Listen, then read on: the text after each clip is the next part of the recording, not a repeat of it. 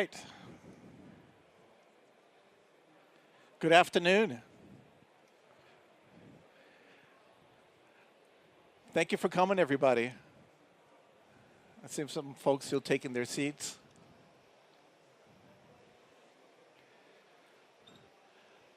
Hello there. My name is Otávio Freire. I'm the CTO and co-founder of Safeguard Cyber. I encourage you to go to our booth. We have a lot of this material there after this presentation. I'm also a lecturer at the University of Virginia, back close to Washington, D.C. in Charlottesville, Virginia. I'm in the School of Engineering.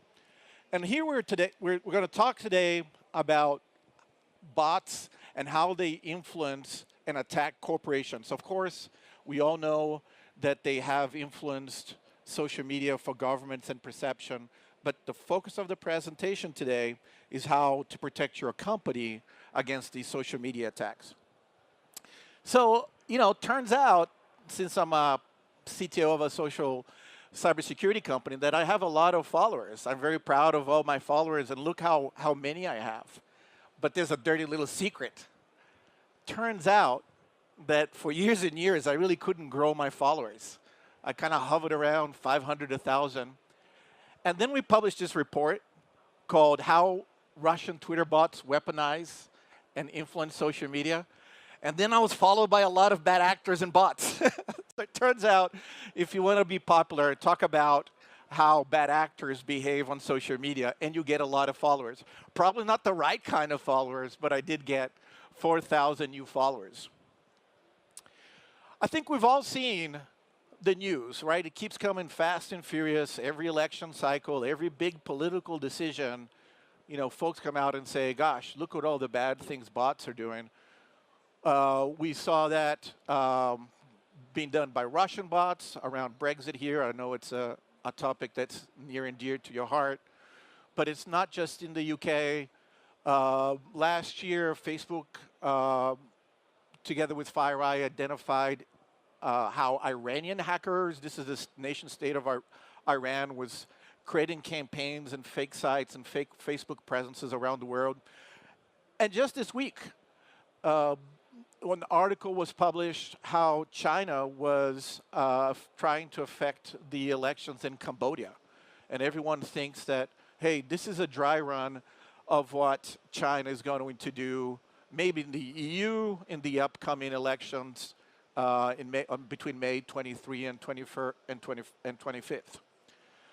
So we see a lot of news about how these bots are creating disinformation and affecting election security. But I'm not actually here to talk about that today.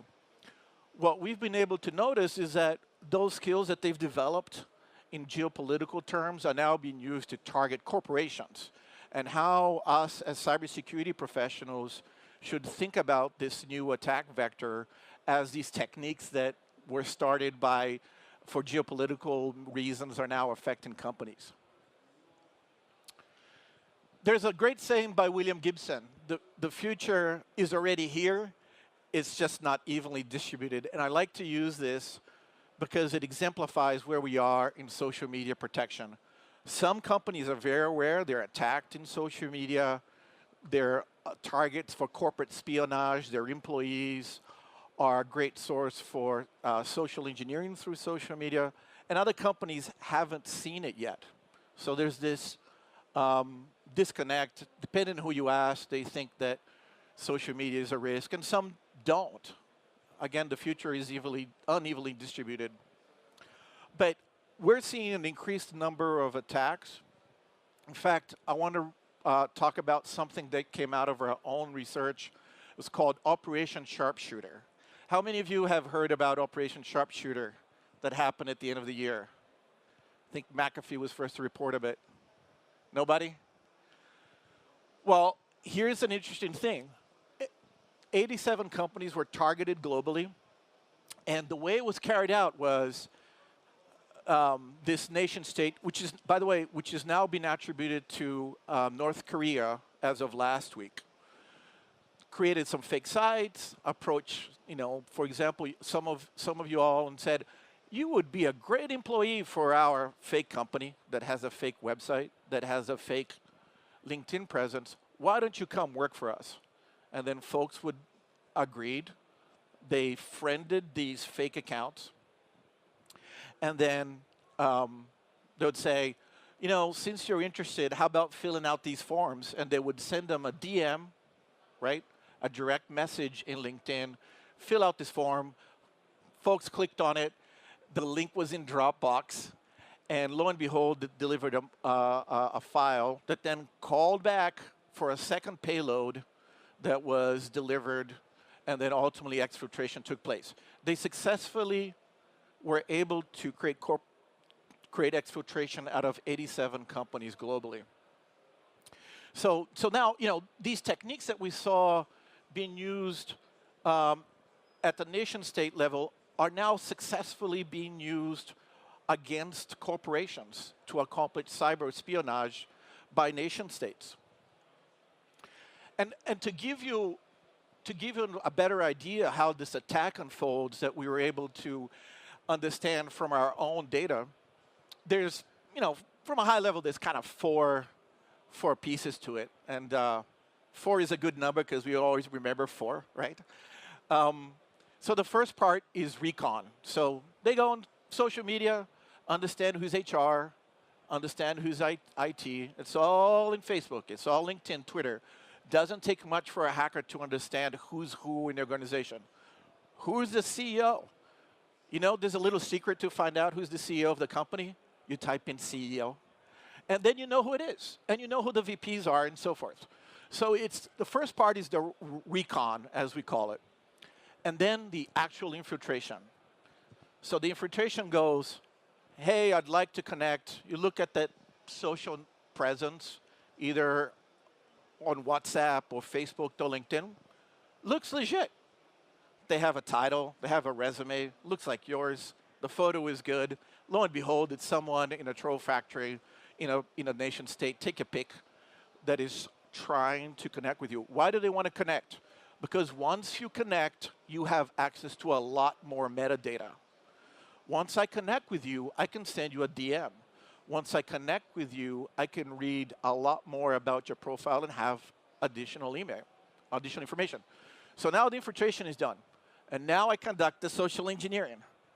And I look at your likes, your psychology, where you're taking your career, and I can say, gosh, he was a manager, he's a director. He obviously, next step in his career step is to be a VP.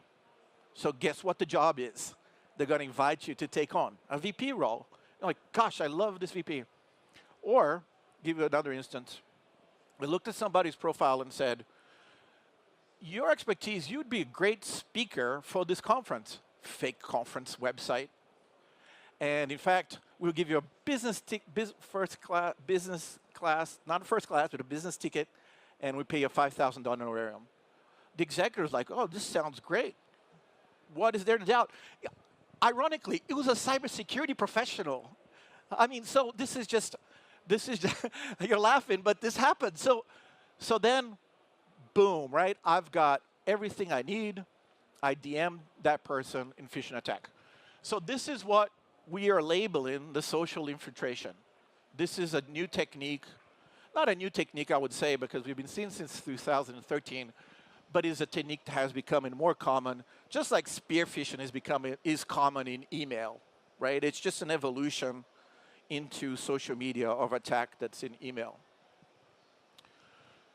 Now, I bring this up because this should look familiar to some folks. This is a diagram that was often used when APT was first reported. So APT-1 happened 6 years ago. It was first reported by Mandiant. And for some of you folks may know, APT stands for Advanced Persistent Threat. And APT-1 was actually one of our board members is Laura Gallant. She was at Mandiant at the time, and she was the first to report APT. So, follow the process. It moves laterally. It changes. The malware gets more permissions, and the objective is to stay within the organization, and that's why it's called persistent, to continue to capture information and exfiltrate it for cyber espionage purposes. Now, we talked about North Korea, but there's a lot of nation states that are playing this game. Here is something that we always find interesting, is how the attacks that China is conducting matches up to their 5-year economic plan. It's almost a one-to-one. You know, they set out to better their industries in some strategic areas, and for sure they're going to figure out how to succeed. And if they can get an edge on other global industries to ultimately develop their industries, they will. So if you look at the map up of where they focus and the cyber attacks that China's conducted, it's very darn close, if not spot on. I don't think there's a coincidence here, because we see this from other nation states in terms of their interest. In fact, the new plan, the 2017 to 2025, they have identified new industries that they would like to continue to develop.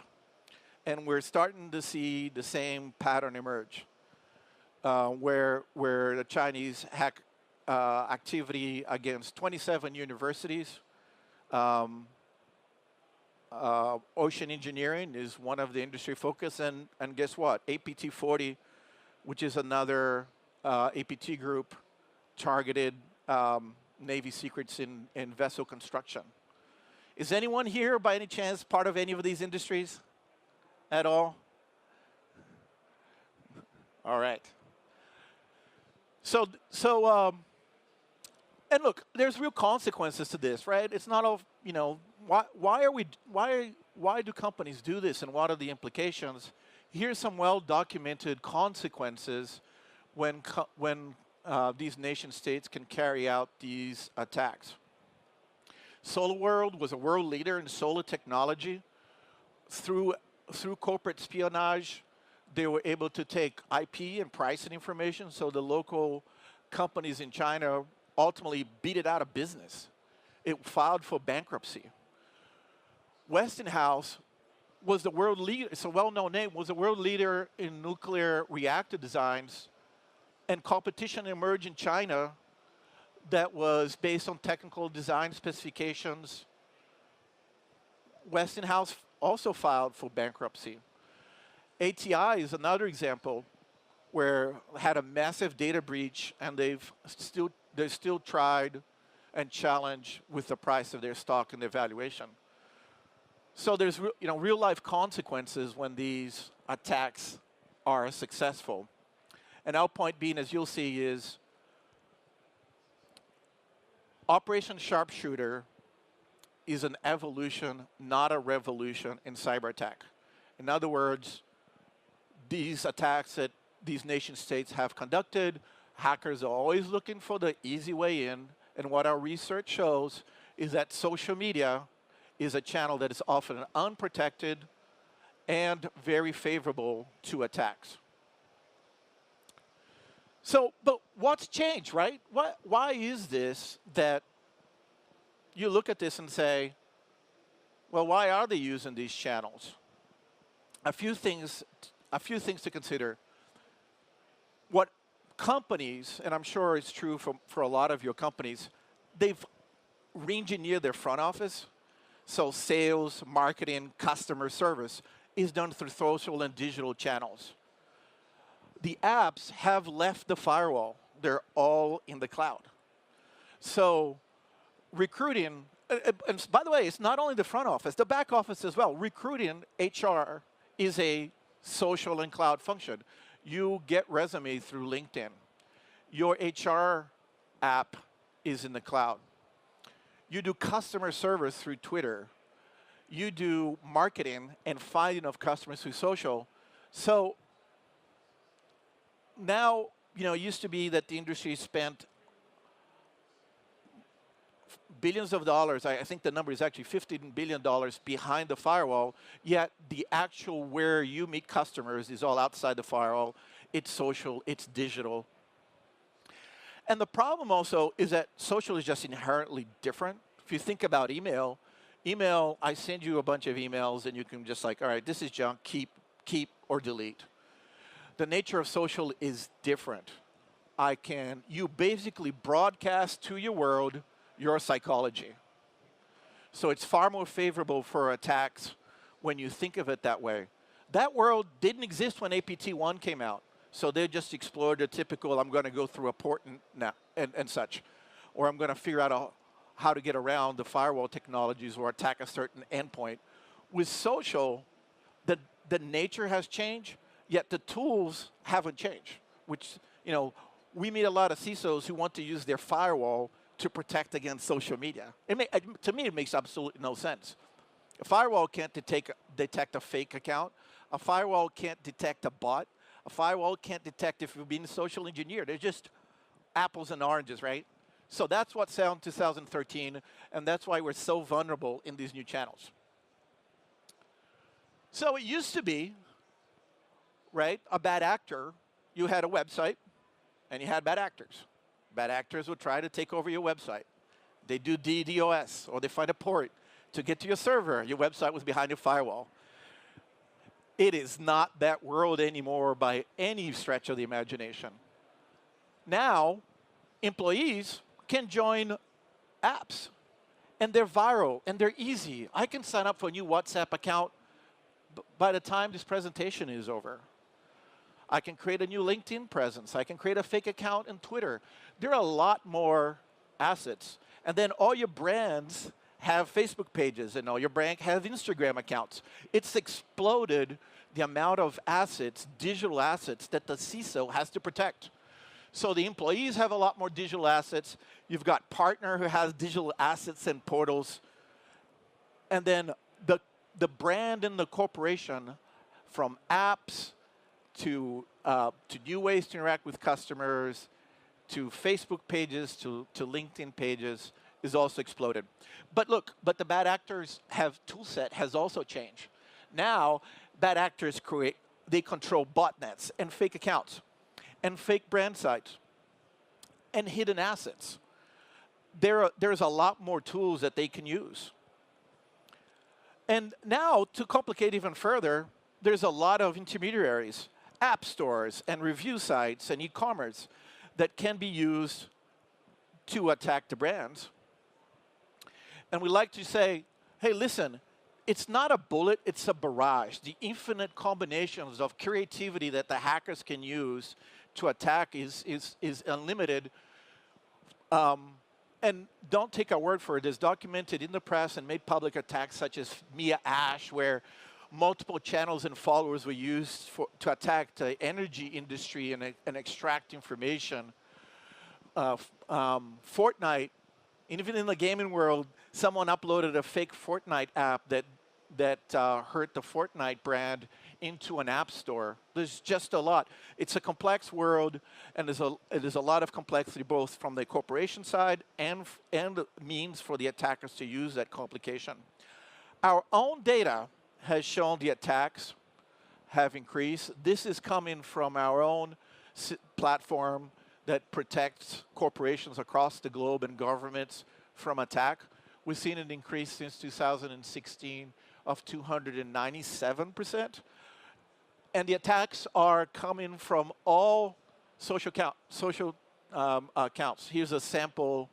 They're really all growing, is kind of the takeaway in terms of hackers using these attacks.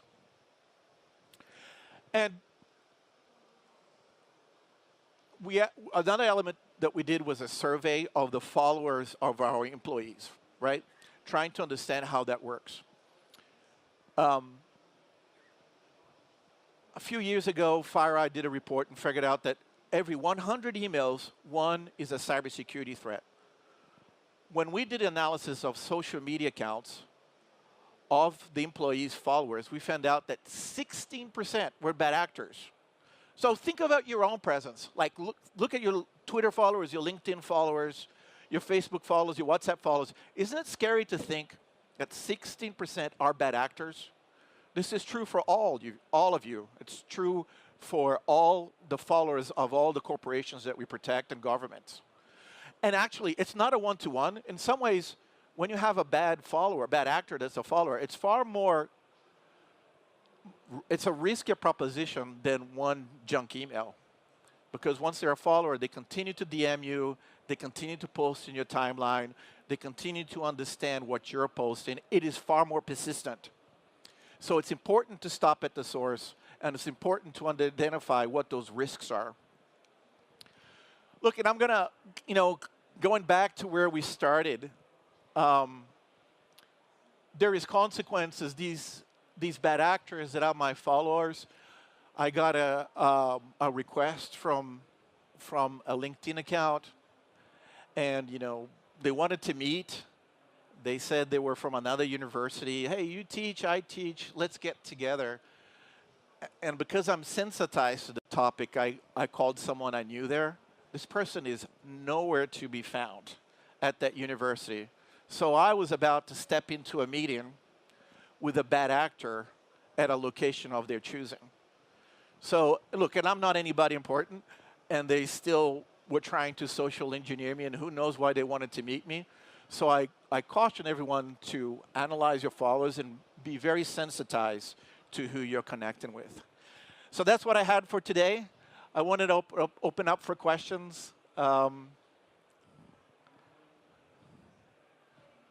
Sure.